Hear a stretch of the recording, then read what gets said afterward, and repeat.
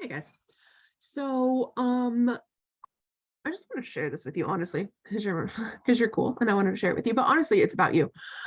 So I wanted to share it with you. Basically, I won Teacher of the Month. That was really sweet. But I was nominated for Teacher of the Year, and I usually don't do something like this, but I know who nominated me, and it was very nice of them. So I'm gonna go ahead and continue with it because they did it. So you had to write your why, which is like, why are you a teacher? Why do you want to do this? It's not an easy job. You could do something else. Why do you do this? So I wanted to read it to you because I also have to write stories for ELA sometimes. And I think you guys forget that I'm a person. So obviously I've sent this to an ELA teacher, so the punctuation and the spelling is right. All right. I will share it with you as I read it in case you're like a read along kind of person. All right. My why. The kid in the back of the room who will not raise their hand for fear of being wrong, that has been looked at like they should know this answer one too many times and has given up. The student who hides their grades from their grown-ups, knowing that they will get in trouble even though they tried their hardest. That student is my why. I never saw myself becoming a teacher. This is my third career for me at the ripe age of 32. My perception of public education was formed by my own time there. I was very much the kid mentioned above.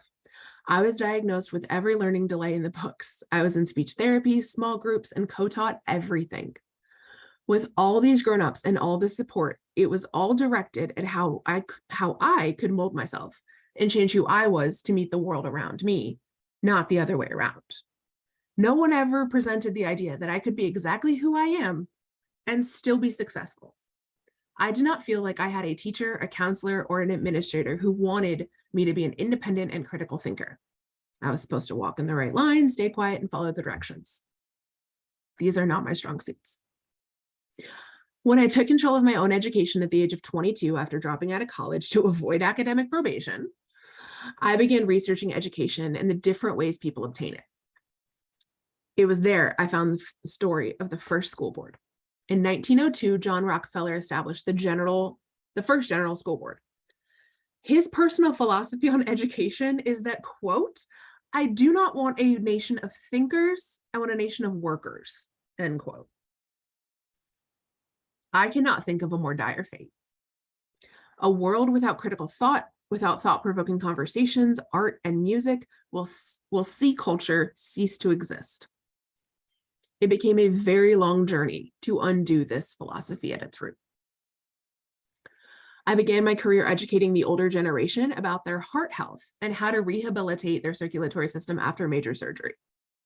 It was there I learned how little people are taught about their own bodies and how the world around them directly affects their everyday life.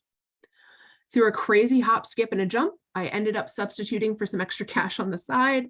And there I found that I find children far more interesting than the elderly, and that I could make a much more meaningful connection and a deeper impact if I moved to the school sector. There, my why was cultivated and honed. I got to see kids see themselves in me and have hope to be excited to come to school, because if we get to debate things they care about and their voices felt heard. I realized through substituting at the same school consistently that I could form an impactful bond in a very short period of time that would extend to their daily lives. I found that if I sincerely told them, it's not going to be that bad, and I have your back, they believed me and would try new and scary things. I saw their confidence grow when they made mistakes, and I saw them make real life connections that changed the way they saw their place in this world. I have witnessed these cold-hearted, emotionally savage middle schoolers cheer each other on doing basic addition problems. I have seen families built out of shared trauma over the lunch table, and these students and their ability to think critically and compassionately, that has been my driving force since day one. The end.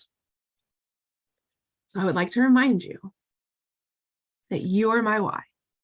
And when these IAs feel like they've got you down, and you may not have gotten a 70 on them, please remember, it's not gonna be that bad. I love you, and I'm proud of you.